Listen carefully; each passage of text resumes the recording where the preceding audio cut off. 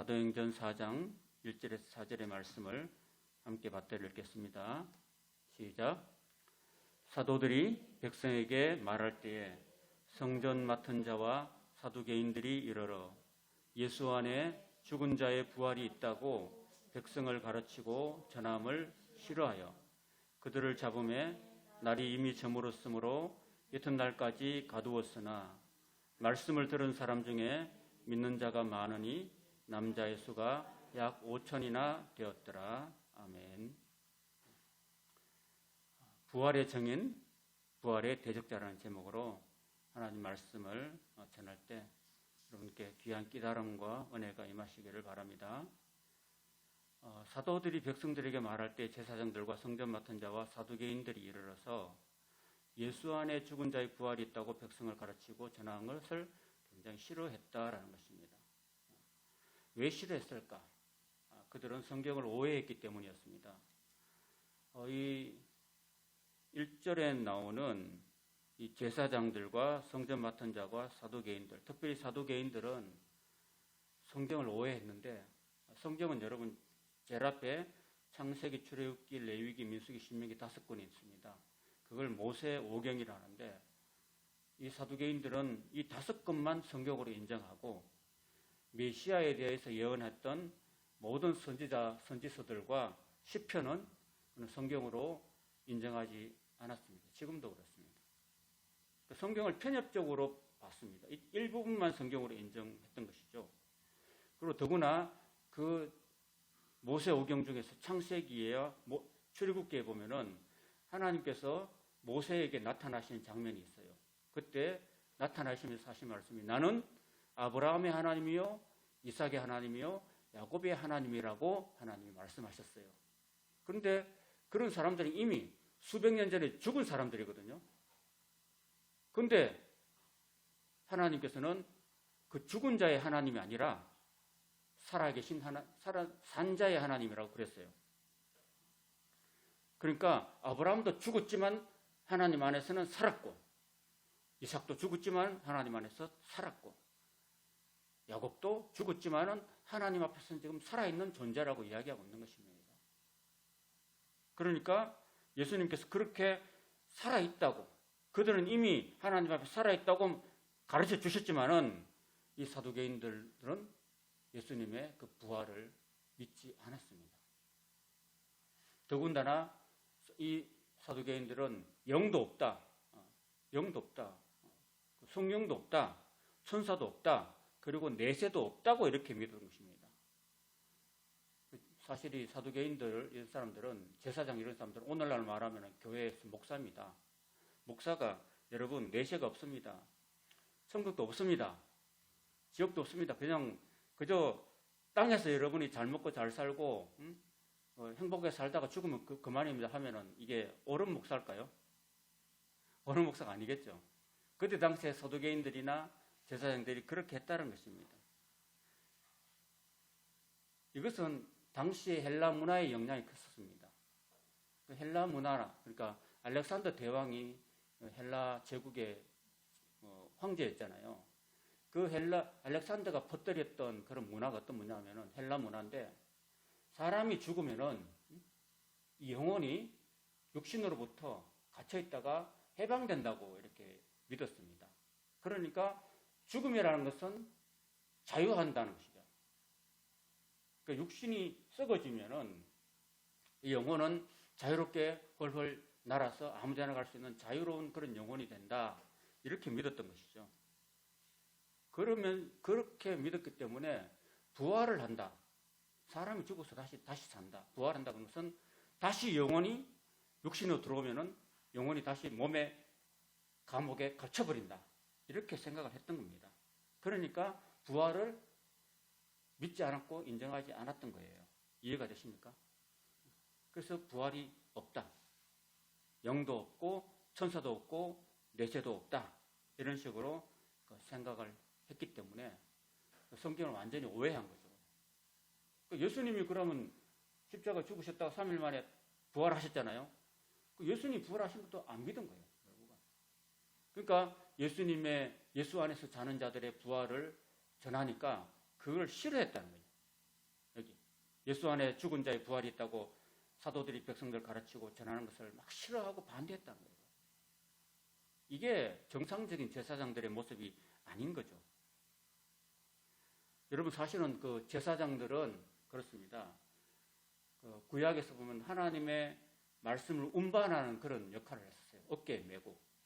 제사장과 레위인이 그 하나님의 말씀, 언약궤, 법궤를 운반하는 역할을 했던 것이죠.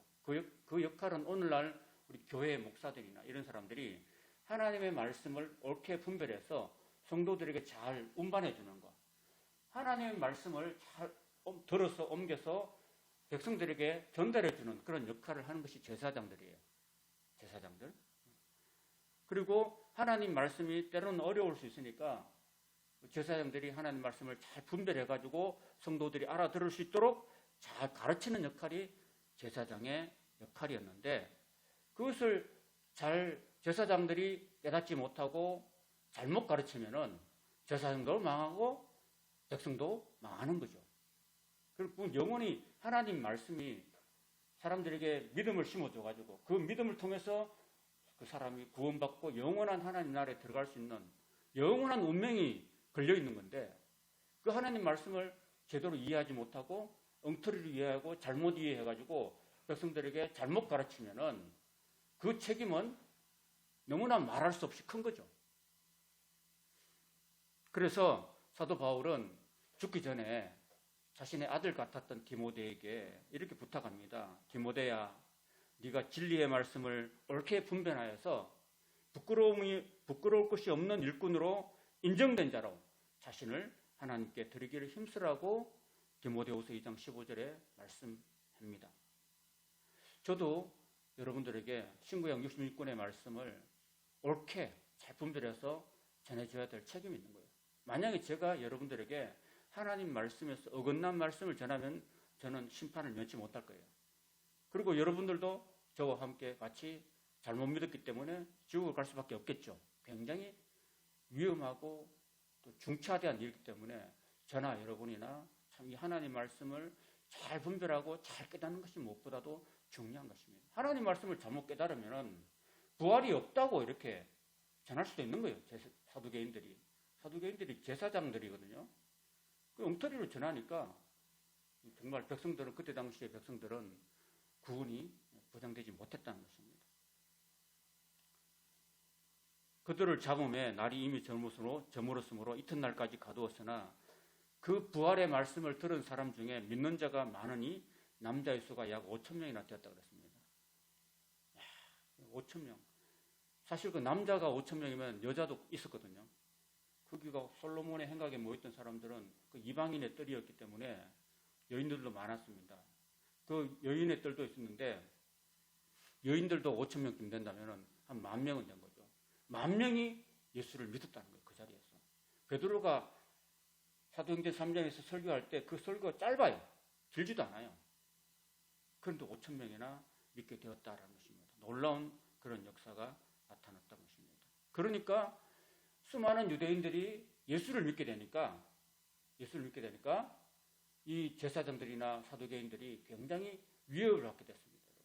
만약에 우리 교회 다니는 여러분 성도님들이 다 영락교를 가버려 봐요. 그러면 제가 어떻게 됐어요? 제가 너무 허전하고 이렇겠죠. 그런 마음이죠. 그 예루살렘의 수많은 그런 유대인들이, 유대교를 믿는 유대인들이 예수님 믿는다고 다 넘어가 버렸으니까 당연히 사두개인들이나 제사장들은 뭔가 좀 마음의 위기를 느꼈겠죠. 그죠? 그런 마음이겠죠. 그래서 이튿날에 관리들과 장로들과 서기관들이 다 예루살렘에 모였어요. 그것 때문에 수많은 사람들이 예수를 믿는 바람에. 그래서 심지어 대제사장 안나스와 가야바와, 이 안나스는 그 대제사장이요, 은퇴한 대제사장이에요. 안나스는 가야바의 장인이에요, 장인. 그때 당시 실제 제사장은 가야바였습니다. 그리고 요한과 알렉산더와 및 대제사장의 문제에 다 참여했다는 것입니다. 그 정도로 굉장히 그때 당시 상황이 심각했던 것입니다. 유대교 입장에서는. 그래서 사도들을 가운데 세우고 묻되 너희가 무슨 권세와 누구의 이름으로 이 일을 행하였느냐, 이렇게 질문했던 거죠. 이렇게 모여서 다 모여서 질문했던 이유가 바로 뭐냐 하면은 자기들의 기득권 때문에 그렇습니다. 언제부터 그랬냐면 예수님께서 요한복음 2장에 보면은 성전에 유월절에 들어가서 보니까 성전에서 재물을 파는 데 있잖아요. 재물을 저기 멀리서 가져오잖아요. 양이나 소나 비둘기를 재물을 가져오면은 성전에서는 그걸 받지 않아요. 받지 않고 그걸 다 여기 흠이었다, 저기 흠이 있다 그러면서 다 돌려보내요. 여기 흠이었다, 그건 안 돼. 이렇게 돌려보내고 자기들이 뒤에서 그걸 다시 싼 값에 싸요. 싼 값에 사가지고 다시 되팔아요. 똑같은 물건을. 그래서 몇 배로 프리미엄을 얹어가지고 사람들에게 제사 드리러 온 사람들이 팝니다. 그러니까 예를 들어서 3,000원짜리 비둘기 한 마리를 1,500원에 사요. 그래가지고 10,000원에 판다니까요. 10,000원에. 그렇게 팔아서 엄청나게 프리미엄을 붙여가지고 부당 이득을 챙깁니다. 상인들로 하여금. 그리고 그 상인들이 그 이득에서 한 50%나 60%를 그 제사장들에게 이렇게 뒷돈을 얹어주는 겁니다. 그러니까 예수님께서 채찍을 들고 노끈으로 채찍을 만들어가지고 그냥 그 비둘기 파는 상을 엎어버리고 그 소나 양들을 다 쫓아보내고 그 장사하는 장사치를 다 성전에서 몰아내버렸어요. 예수님께서. 그때 한번 굉장히 예수님께서 무섭게 성전을 청결케 하셨던 사건이 있었습니다. 이런 사건 이후부터 그때 뒷돈을 챙길 수 있는 그런 돈이 없어지잖아요. 그러니까 제사장들이나 이런 종교 지도자들이 예수님을 죽이려고 했던 겁니다. 그래서 예수님을 반대했던 거예요. 그때부터. 예수님께서는 비둘기 파는 사람들에게 이르시되 여기서 가져가라. 내 아버지의 집으로 장사하는 집을 만들지 말라. 내 아버지 집은 만민이 기도하는 집이다. 이 성전은 모든 사람이 와서 기도하는 집이지 여기서 장사하고 부당이득을 챙기는 곳이 아니다고 분명히 말씀하셨던 거죠. 여러분 교회는 그런 겁니다. 교회는 여러분 와서 여기서 성도들끼리 이렇게 이런 거 물건 판매하고 이런 것이 아닙니다. 예수님 그걸 싫어하셔요. 그걸 쫓아내십니다. 여러분이 와서 예배하고 여러분이 하나님께 간절한 기도 제목을 가지고 눈물로 기도하는 것이 교회예요. 그런 교회의 그런 본질을 우리가 회복해야 되는 것입니다. 그래서 종교적인 기득권을 지키기 위해서 모든 제사장 문중들이 다 와가지고 그렇게 물었다는 거죠. 자, 그렇게 물으니까 베드로가 성령이 충만하여 이르되 백성의 관리들과 장로들아 하면서 설교를 합니다. 요한 그 사도행전 3장에 보면은 나면서부터 안전병이 된 사람이 성전 미문에 있었잖아요. 근데 성령 충만했던 베드로와 요한이 나사렛 예수 이름으로 일어나 걸으라고 해서 건강하게 만들어 버렸잖아요. 그리고서 그 병자가 베드로를 붙잡았습니다. 붙잡고 신처럼 여겼어요. 그러니까 이 사람아, 나는 신이 아니다. 사람이다. 당신이 낫게 된 것은 내 힘과 능력이 아니라 바로 죽으시고 부활했던 예수님의 이름으로 네가 건강하게 되었다. 이렇게 부활하신 예수님의 이름으로 네가 건강하게 되었다고 복음을 전했다는 겁니다. 자, 그 사건에 대해서 이제 그 종교 지도자들이 왜 무슨 것으로 너희들이 이런 일을 행하고 이런 부활의 도를 전하느냐 이렇게 물었어요. 근데 베드로는 다른 대답을 한 거죠. 다른 대답을. 그러니까 너희들이 만약에 병자에게 행한 착한 일에 대하여, 그러니까 그 안전병이를 낳았죠, 그죠? 그 나면서부터 안전병이었는데 그 병자에게 착한 일을 행했어요. 사람을 무료로 고쳐주는 건 착한 일이잖아요. 이 사람이 어떻게 구원을 받았냐고 오늘 우리에게 질문한다면 이렇게 본인이 그들의 질문을 버리고 자기가 질문을 만들어서 설명을 합니다. 너희와 너희 모든 이스라엘 백성들은 알라. 너희가 십자가에 못 박고 하나님이 죽은 자 가운데 살리신 나사렛 예수 그리스도의 이름으로 이 사람이 건강하게 되어서 너희 앞에 섰다. 너희는 죽였고 하나님은 살리셨다. 그러니까 너희들 말이야, 제사장들은 하나님의 대적자가 되는 거야. 이렇게 이야기하고 있는 것입니다. 예수를 죽이는 것은 하나님을 대적하는 일이죠. 그런데 하나님은 예수를 살리셨어요. 그러니까 그 제사장들이 백성들과 한 일은 하나님을 대적하는 일이었다는 것입니다. 너희들이 죽인 이 예수는 너희 건축자들의 버린 돌로서 집 모퉁이의 머릿돌이 되었다.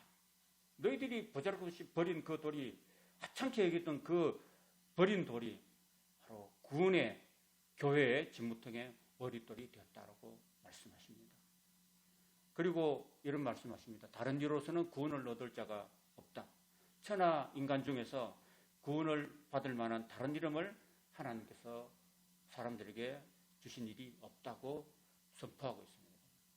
그러면 여러분 보세요. 이 세상에 수많은 종교가 있잖아요. 불교도 있고 이슬람교도 있고 힌두교도 있고 온갖 미신들이 다 있잖아요. 그런데 그런 사람들, 불교에서는 석가모니죠. 그죠? 이슬람에는 무하마드죠. 인도에는 힌두교가 있잖아요.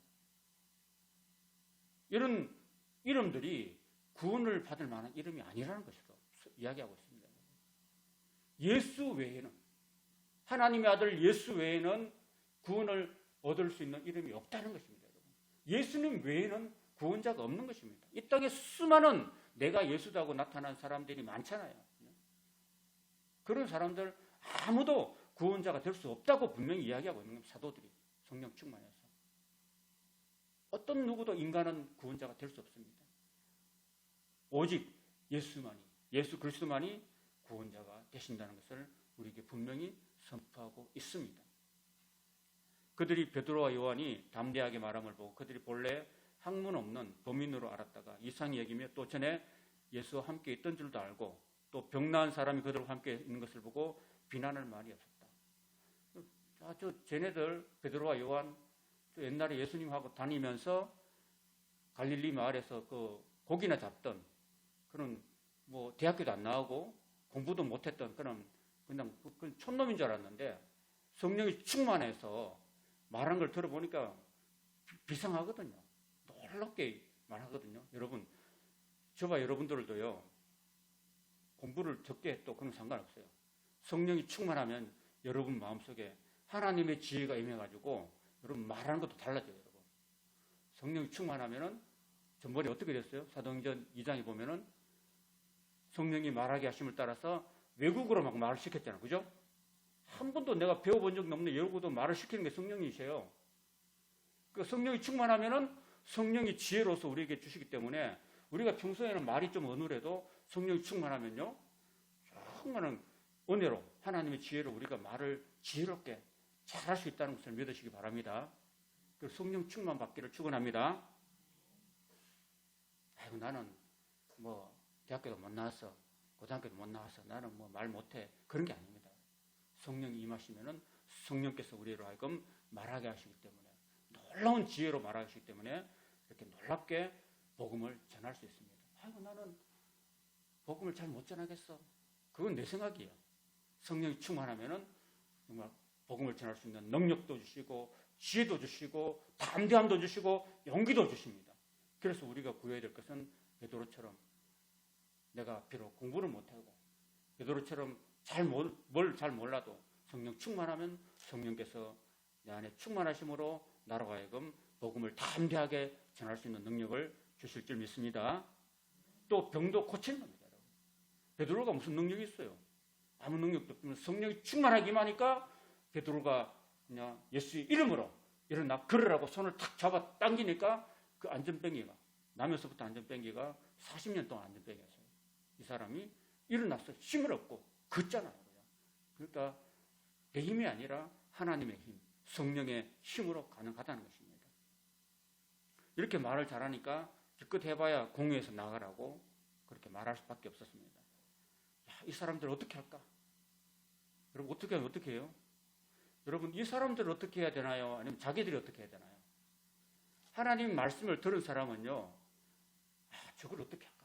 저 사람도 어떻게 죽일까? 이렇게 하는 게 아니라 하나님 말씀이 내한테 찔리면은 하나님 내가 어떻게 해야 됩니까? 내가 어떻게 해야 됩니까? 그렇게 기도해야 돼요.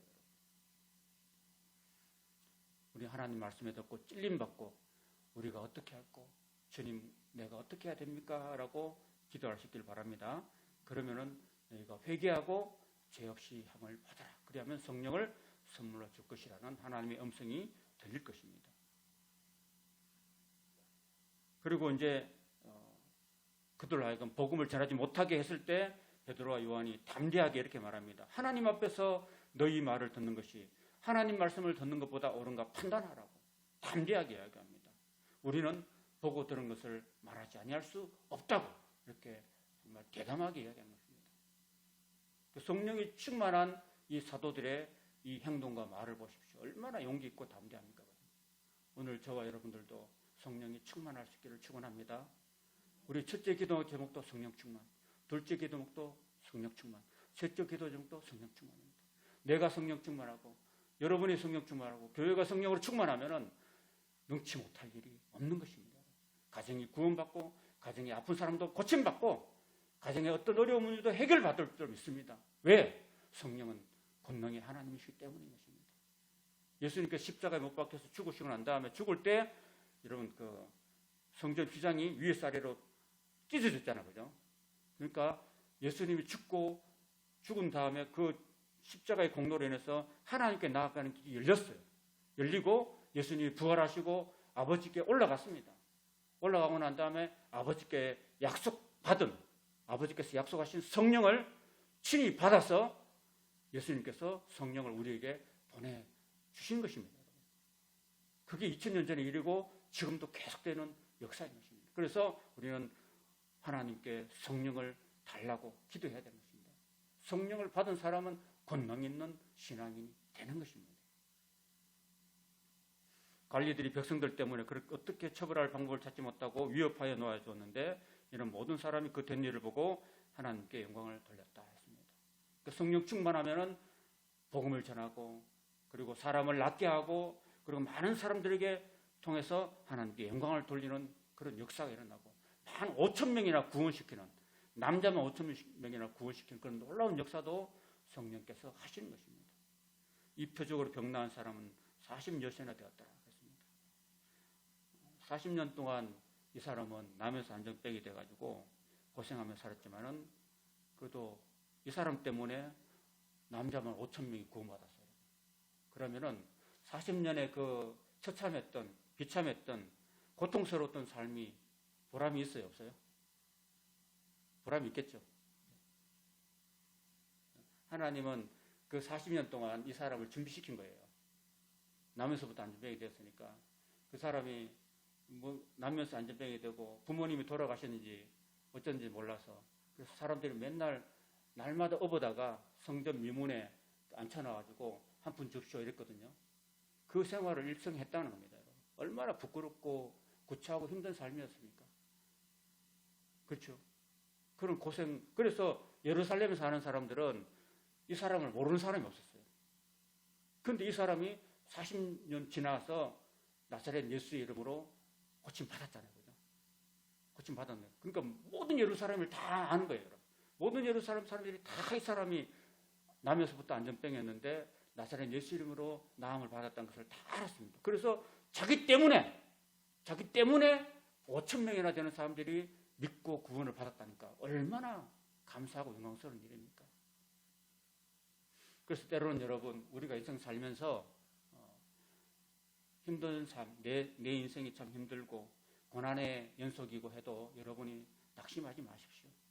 나를 통해서 나의 고난의 삶, 참 이 어두운 삶, 아픈 삶을 통해서 나를 통해서 하나님이 영광을 드러내시고 구원의 역사를 나타내는 그런 때가 있을 것이니까 낙심하지 말고 고난 중에도 하나님을 바라보고 기도하면서 하나님의 은혜를 구하고 사모하고 나를 통해서 하나님의 영광이 드러날 수 있도록 기도하시는 저와 여러분 되시기를 바랍니다.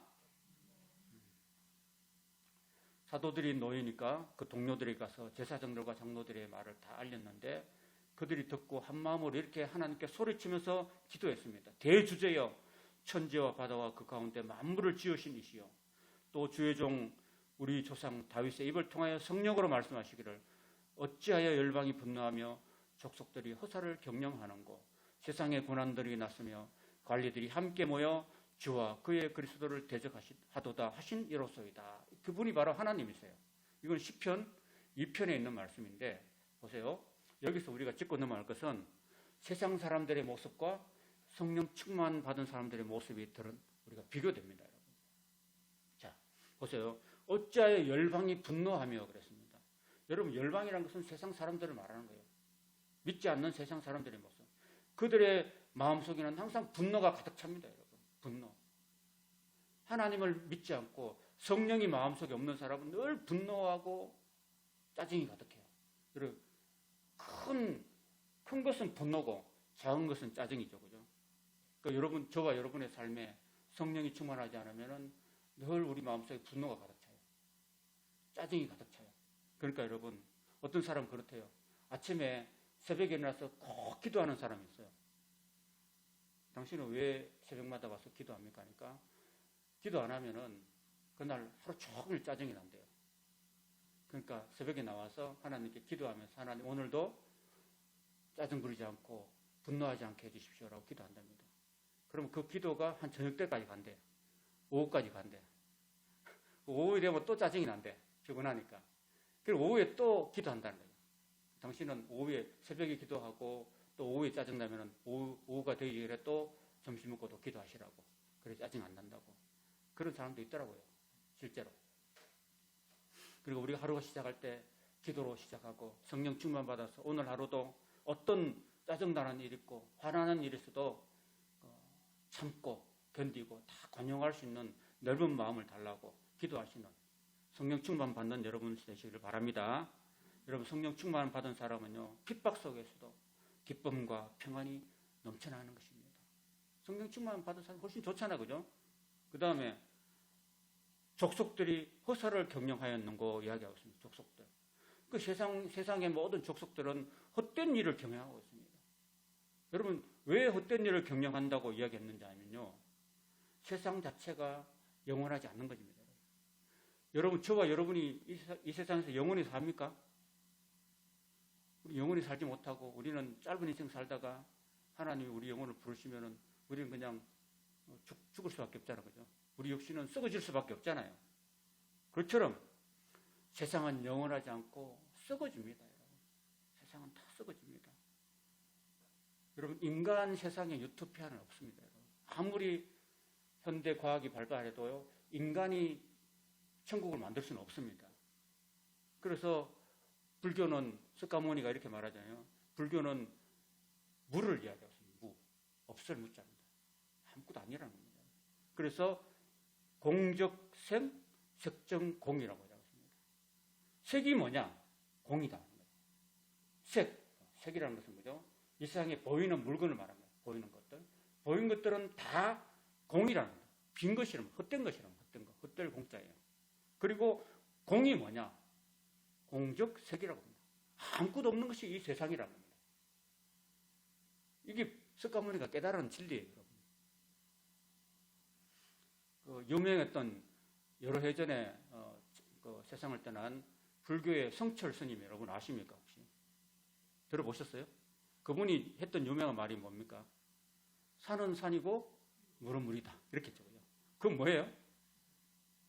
아무것도 아니라는 겁니다. 여러분. 아무것도 아니래요. 그래서 어떤 분이 삼천배를 하고 성철 스님이 찾아갔어요. 진리가 뭡니까? 진짜 진리가 뭡니까? 이렇게 물어봤는데 아무것도 아니야. 그랬답니다. 아무것도 아니야. 아무것도 아니란 거예요, 여러분. 불교에 도통한 사람이 이 세상이 아무것도 아니라는데 여기 이 세상에 뭐가 이렇게 붙잡을 게 많아가지고 여기 우리가 목매달아야 되겠습니까? 성령 충만한 사람은요, 이 세상에서 헛썩어질 이 세상에 붙잡고 여러분 살지 않습니다. 여러분이 열심히 일하는 이유, 여러분이 하루하루 살아가면서 열심히 일하는 이유가 뭡니까? 이 세상에서 돈을 얼마나 벌겠습니까? 그저 살아가면서 먹고 살 만큼 벌면 되죠. 자녀를 교육할 만큼 벌면 되잖아요. 어떤 사람들은 높은 지위에 오르고 돈을 막 쌓아가지고 집을 한 채 사고 그것도 모자라서 두 채 사고 또 모자라서 세 채를 사고 땅을 사고 밭을 사고 자동차를 한 대 사고 그것도 모자라서 두 대 사고 세 대 사고 이런 사람이 있어요. 왜 그런지. 자기는 다 늙어가면서 자기는 병들고 늙어가면서도 그렇게 막 정해놓고 살아요. 그러면서 교회를 다니면서도 선교를 안 해요. 어떻게 할지 모르겠어요. 그 자식들한테 다 물려줄지 모르겠어요. 저는 진짜 성령 충만한 사람은 이 헛된 것에 다 이렇게 치중하지 말고 이 세상에 너무 목매지 말고 하나님께서 우리에게 다 먹여주시잖아요. 그죠? 공중나는 새를 봐라. 그들은 농사도 안 하고 수고도 안 해하고 길쌈도 안 해도 너희 하늘 아버지께서 다 먹이시는 거 봐라. 들에 핀 백합화를 봐라. 그 백합화가 솔로몬이 그 무한한 많은 비단옷, 자주옷들을 입은 것보다도 훨씬 더 백합화가 아름답지 않느냐. 너희는 그 새들보다도 귀하고 그 짐승들보다 더 귀한 존재가 너희들이다. 그러니까 너희는 뭘 먹고 살지, 뭘 입고 살지 그 걱정하지 말아라. 오직 하나님의 나라와 그 의를 구하라. 그리하면은 너희들은 먹고 마시고 살 집은 하나님이 다 허락해 주신다. 마음을 다하고 성품을 다하고 힘을 다해서 주 너희 하나님을 사랑하라. 그리하면은 네가 짓지 않는 큰 집을 내가 주겠고 네가 심지 않는 과실들을 많이 너희들에게 줄 것이다. 이렇게 하나님께서 구약의 신명기에 말씀하십니다. 모세를 통해서. 그러니까 저와 여러분들은 헛된 이 세상에 쌓아 놓으려고 하지 마시고 여러분 하늘나라를 위해서 썩지 않는 하늘나라를 위해서 여러분이 쌓아 놓으시기를 주님 이름으로 축원합니다. 그게 영원히 남는 거예요. 너무 자식들한테 매달리지 마세요. 자식들은 누가 키웁니까?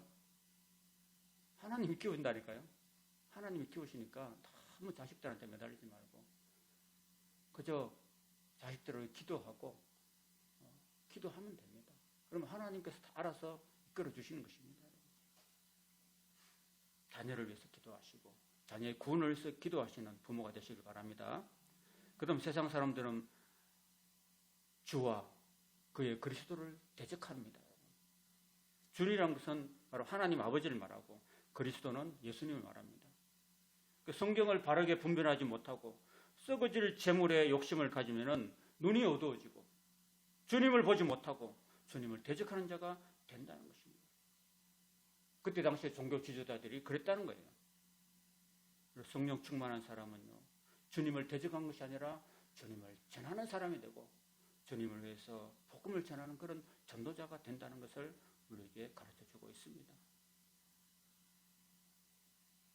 자, 그런 얘기를 들으면서 이제 29절에 보면 주여 이제도 그들의 위협함을 굽어보옵시고 또 종들로 하여금 담대히 하나님 말씀을 전하게 하여 주시오며 손을 내밀어 병을 낫게 하시옵고 표적과 기사가 거룩한 종 예수의 이름으로 이루어지게 하옵소서 하고 간절히 기도했습니다. 빌기를 다함에 모인 곳이 진동하더니 우리가 다 성령이 충만하여 담대히 하나님 말씀을 전하게 되었다는 것입니다. 자, 성령 충만한 사람들의 모습이 어떤 모습인가 봅시다. 믿는 무리가 한 마음과 한 뜻이 되어서 모든 물건을 서로 통용하고 자기 재물을 조금이라도 자기 것이라고 하는 이가 하나도 없었습니다. 사도들이 큰 권능으로 주 예수의 부활을 증언하니 무리가 큰 은혜를 받아 그 중에 가난한 사람이 없으니 이는 밭과 집 있는 자는 팔아서 그 판 것의 값을 가져다가 사도들의 발 앞에 두매 그들이 각 사람의 필요를 따라 나누어 줬습니다. 구보로에서 난 레위족이 있으니 이름은 요셉이라 사도들이 일컬어 바나바라 하니 그가 밭이 있음에 팔아 그 값을 가지고 사도들의 발 앞에 두었습니다. 자, 이런 일들이 32절부터 37절까지 이런 일들이 있었는데 초대교회 때는요, 예수를 믿으면은 예수님 당시에도 예수를 믿으면 출교를 당해요. 출교를 당하면은 유대 사회에서 살아갈 수가 없었습니다. 공직에도 나갈 수 없었고 제대로 된 직장도 구할 수도 없었고 돈도 벌 수 없었습니다. 그리고 지금 예수를 믿었어요. 예수를 믿으면 유대교에서 다 출교되었습니다. 출교돼가지고 방금 말씀드린 대로 너무나 제약이 많았습니다. 돈을 벌 수가 없었습니다. 그래서 수입을 위한 일과 사업에 참여하지 못하기 때문에 어떤 사회가 됐냐면은 그 초대교회 공동체가 이제는 먹고 쓰는 그런 공동체가 됐어요. 그러니까 먹고 쓰는 그런 공동체가 됐다니까요. 먹고 살 길이 없었기 때문에 그 믿었던 사람들 중에서 땅이나 밭이나 집이나 재산이 있었던 사람들은 자신의 재산을 기꺼이 팔아가지고 형제들과 함께해서 나누어 먹었다는 그런 이야기입니다. 이것은 초대교회의 특별한 상황에서 있었던 일이었습니다. 제가 설명드렸듯이 출교를 당하면 그렇게 되는 거죠. 근데 지금은 그래요, 안 그래요? 지금 예수 믿으면 이런 제약이 있어요, 없어요? 없죠. 교회를 다닌다고 해서 여러분이 직장을 못 다닌다는 거나 뭐 공무원이 못 된다거나 그런 거 없잖아, 그죠? 그러나 그때 당시에는 그런 제약들이 많았습니다. 그래서 특별한 그런 상황이기 때문에 가진 자들이 다 집을 팔고 논을 팔고 밭을 팔아서 그걸 이제 계속 먹고 마시고 쓰면서 없어지는 그런 공동체였습니다. 그럼 이 공동체는 오늘 우리 공동체가 되어야 될까요? 안 되죠. 우리하고는 다르죠, 그죠? 그러니까 성경에 있다고 다 그렇게 하는 건 아닙니다. 그 성경의 특수한 경우, 이건 특수한 경우였습니다. 그래서 오늘과 같이 예수를 믿어도 아무런 제약이 없는 사회에서는 자신의 재산을 다 팔아서 교회에 안 바쳐도 됩니다. 아시겠죠? 지금도 막 어떤 이단 사이비 집단에 가면 막 집 팔고 재산 팔아 좀 거기 막 하는 사람 있잖아요. 그거는 잘못된 것입니다. 자, 말씀을 정리합니다. 여러분 사도행전 우리가 4장을 살펴봤는데 성령 충만했던 제자들의 그런 모습과 그 반대로 성경을 오해하고 부활의 도를 전하는 것을 싫어하고 자신의 그 종교적 기득권을 지키기 위해서 주님을 대적하고 예수님을 십자가에 못 박아 죽였던, 그리고 사도들이 그 복음을 전하는 것을 핍박했던 종교 지도자들의 그런 모습을 우리가 살펴봤습니다. 우리는 이런 종교 지도자들의 잘못을 반복하지 않도록 어떻게 해야 되냐면은 우리는 성경을 바르게 분별해서 올바른 말씀의 토대 위에서 우리의 믿음을 키워나갈 수 있기를 바랍니다. 그리고 교회 안에서 서로 동거래를 한다든지 그런 거 하면 안 됩니다. 그리고 서로 탐심하고 이기주의를 버리고 오직 성령의 충만함을 받아서 부활의 정인이 되어서 오늘 여기 나와 있는 제자들의 기도처럼, 제자들의 기도가 30절에 나오거든요. 29절 30절에 나오는 것처럼 담대히 하나님 말씀을 전하며 손을 내밀어서 병을 낫게 하며 표적과 기사가 예수의 이름으로 이루어지기를 간절히 소망합니다. 그런 은혜와 그런 놀라운 역사가 우리 교회와 우리 사회에 함께 하시기를 간절히 축원합니다. 기도하겠습니다.